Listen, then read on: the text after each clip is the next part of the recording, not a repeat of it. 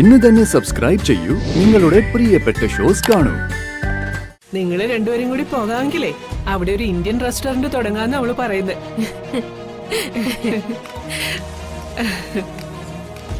പ്രകാശേട്ടന് ഇഞ്ചിക്കറി. അങ്ങനെ നീ പ്രകാശനെ ഇഞ്ചി കടിച്ച കൊരങ്ങനാക്കണ്ട. ചന്ദ്രിക എന്നോട് പറയാതിരുന്നപ്പോ ഞാൻ കരുതി വല്ല ഒളിച്ചോടിയോ മറ്റോ ഉള്ള കല്യാണം ആയിരിക്കുമെന്ന്.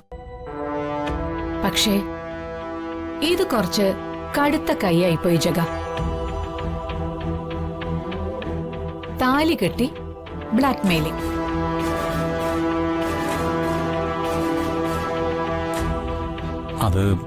അതങ്ങനെ സംഭവിച്ചു പോയി. ഞാൻ സ്നേഹിച്ച പെണ്ണിനെ മറ്റൊരുത്തൻ സ്വന്തമാക്കി താലി കെട്ടിക്കൊണ്ട് പോകാൻ വന്നപ്പോഴേ എന്റെ മനസ്സൊന്ന് പിടച്ചു. ദൈവം വിധിച്ചത് അതാണെന്ന് കരുതി ഞാൻ ഒഴിഞ്ഞു മാറിയതാ.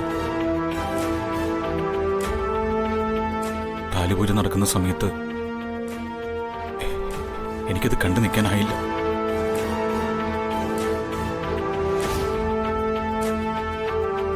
എല്ലാവരുടെയും മുന്നിൽ നിന്നും എന്നേക്കുമായിട്ട് എങ്ങോട്ടെങ്കിലും മാറി നിൽക്കാനായി അമ്പലത്തിന് പുറത്തേക്ക് ഇറങ്ങിയതാ.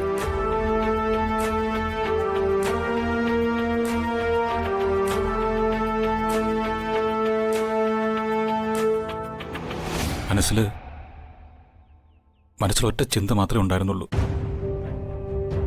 ആരുടെയും കൺമുമ്പിപ്പെടാതെ ദൂരെ എവിടേക്കെങ്കിലും എങ്ങോട്ടെങ്കിലും പോവുക. ദേവിയോട് മനസ്സിലുള്ളത് പറഞ്ഞ് പുറത്തേക്കിറങ്ങി കാവിനടുത്തൂടെ പോകുമ്പോഴാണ് ഞാൻ ആ കാഴ്ച കണ്ടത്.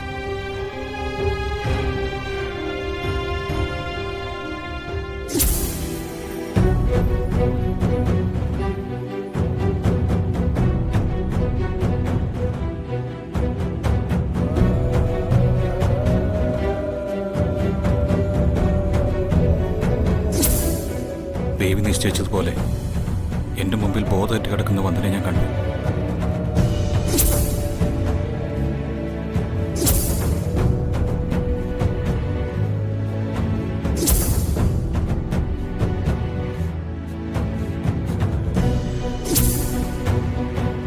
പിന്നെയെല്ലാം ദൈവത്തിന്റെ തീരുമാനം ഇത് തന്നെ ആവുമെന്ന് കരുതി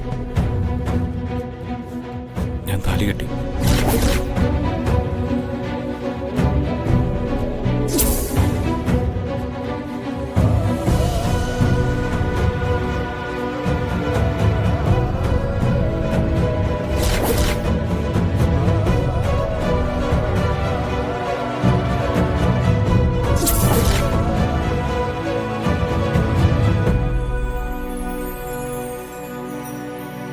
അല്ലെങ്കിൽ പിന്നെ അമ്പലത്തിൽ തൊഴുതുന്ന വന്ദന എങ്ങനെ കാവിലെത്തി? എങ്ങനെ ബോധം കെട്ടു വീണു? എനിക്ക് വേണ്ടി മാത്രം ദേവി എത്തിച്ചതാ അവളെ അവിടെ. എനിക്ക് വേണമെങ്കിൽ വന്ദനയുടെ കഴുത്തിൽ താലി കെട്ടിയ വിവരം എല്ലാവരോടും മറച്ചു വെക്കായിരുന്നു. എല്ലാം തുറന്നു പറഞ്ഞപ്പോ വീട്ടുകാരുടെയും നാട്ടുകാരുടെയും മുമ്പിൽ ഞാൻ കുറ്റക്കാരനായി. ഇന്ന് അവൾ എന്റെ ഭാര്യയാണ്. എന്നെ സ്നേഹിക്കുന്നില്ലെങ്കിലും ഞാൻ അവളെ സ്നേഹിക്കുന്നുണ്ട്. എന്നേക്കാളേറെ, അല്ല 10 മടങ്ങ്, അല്ലല്ല അതിനു മുകളില്. ആ അതൊക്കെ പോട്ടെ.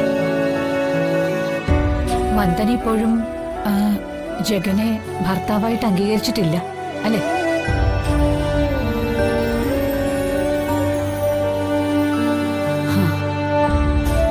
ഒരു പെണ്ണ് അബോധാവസ്ഥയിൽ കിടക്കുമ്പോ കഴുത്തില് താലി കെട്ടിയിട്ട് മറഞ്ഞിരിക്കുന്നത് പോലെ അത്ര ഈസി അല്ല ഒരു പെണ്ണിന്റെ മനസ്സ് കീഴടക്കാൻ. വന്ദന നിന്നെ എത്രത്തോളം വെറുക്കുന്നുവോ അത്രത്തോളം നീ അവളെ സ്നേഹിക്കണം. സ്നേഹിച്ച് അവളെ കൊണ്ട് ഭർത്താവാണെന്ന് അംഗീകരിപ്പിക്കാൻ നിനക്ക് സാധിക്കണം.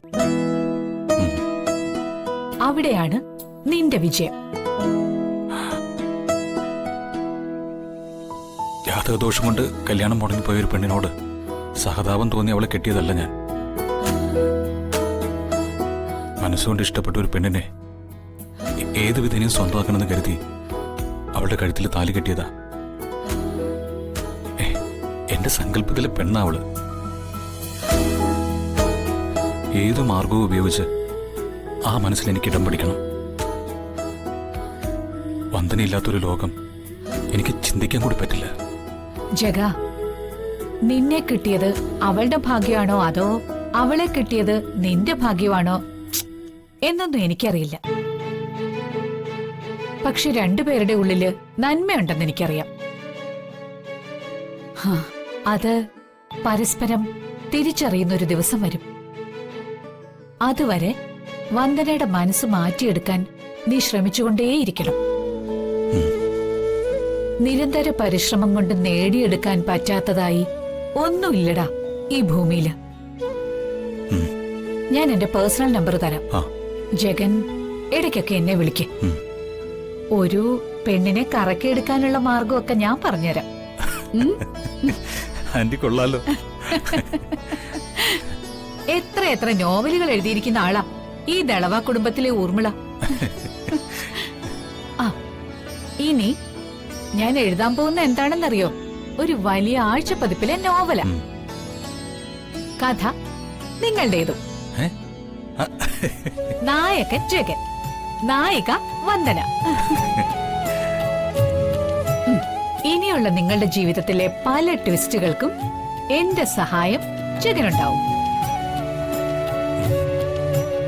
ഏയ് മോനെ, എഴുന്നേക്ക്. ആ, സദ്യയുടെ ഒരുക്കങ്ങളൊക്കെ എവിടെ വരെയായി എന്നൊന്ന് നോക്കട്ടെ.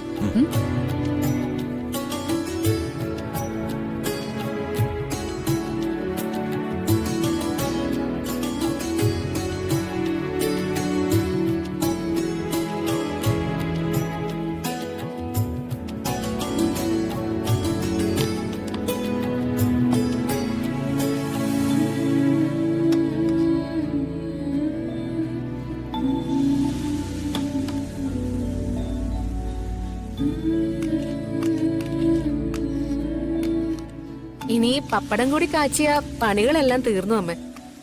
മോളെ, നീ തന്നെ ഒരുപാട് സഹായിച്ചു. പ്രകാശൻ ഇതൊക്കെ കണ്ടോണ്ട് വന്നാലുള്ള അവസ്ഥ അറിയാലോ. ഓരോരുത്തർക്ക് അവരവരുടെ വാശിയും കാര്യങ്ങളൊക്കെ ജയിക്കണമെന്ന്. വാശിയും വൈരാഗ്യം കൂട്ടിവെക്കാത്ത മനസ്സുകളുണ്ടെന്ന് അവരോർക്കുന്നില്ല. ഇനി അതൊന്നും ഓർത്ത് സങ്കടപ്പെട്ടിട്ടൊന്നും ഒരു കാര്യമില്ല മോളെ. ഊർമിളാന്റിക്ക് ഈ ആഹാരമൊക്കെ ഇഷ്ടപ്പെടുവോ എന്തോ. സ്റ്റാർ ഹോട്ടലിലെ ഫുഡൊക്കെ കഴിക്കുന്ന ആളല്ലേ. നല്ല കഥയായി. അന്ന് ഇംഗ്ലണ്ടിലുള്ള അവളുടെ ഒരു കൂട്ടുകാരി വിളിച്ചപ്പോഴേ നീ ഇവിടെ വെക്കുന്ന പാലട പ്രഥമന്റെയും വന്ദന ഉണ്ടാക്കുന്ന മാമ്പഴ പുളിശ്ശേരിയുടെയൊക്കെ വർണ്ണനയായിരുന്നു.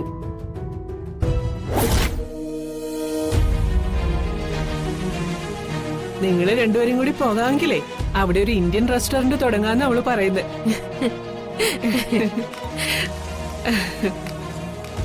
പ്രകാശേട്ടന് ഇഞ്ചിക്കറി. അങ്ങനെ നീ പ്രകാശനെ ഇഞ്ചി കടിച്ച കുരങ്ങനാക്കണ്ട.